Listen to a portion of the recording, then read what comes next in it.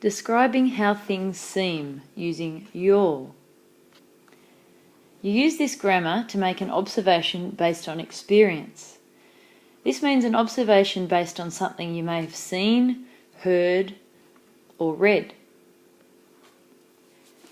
To use wia0 with the verbs, you need to use the verbs in their plain form. Take this example.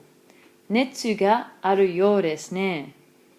Netsu means temperature, like a fever. Aru is the casual form of arimasu.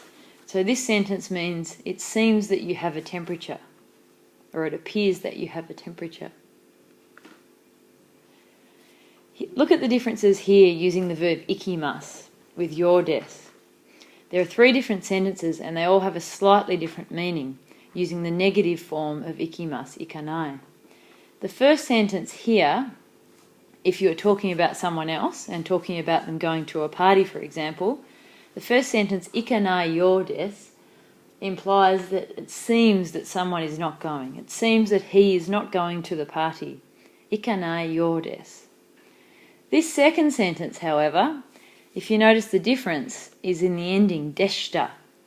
In this case, the sentence means, I got the impression that he wasn't going to the party. This impression's obviously turned out to be wrong, but you had that impression, which is shown by the deshita.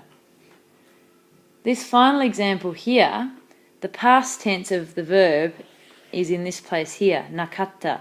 So instead of ikanai you desu, it is ikanakatta you desu, suggesting a past tense. The translation for this sentence is, it seems that he didn't go to the party. The past tense being in the verb, didn't go. It seems that he did not go to the party. When you use adjectives with wia0, you have to use their plain forms. You can use the negatives or the negative past as well, as long as these adjectives are in their plain form. Muzukashii wia0 means it seems difficult. Muzukashii kunai wia0 means it doesn't seem difficult. Muzukashii katta wia0 means it seemed difficult in the past tense.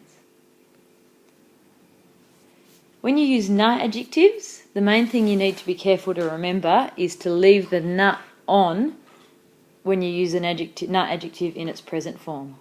So if you're talking about someone else again, and you're looking at them, or you've heard from someone else something about their health, you might say this sentence, genki na you desu.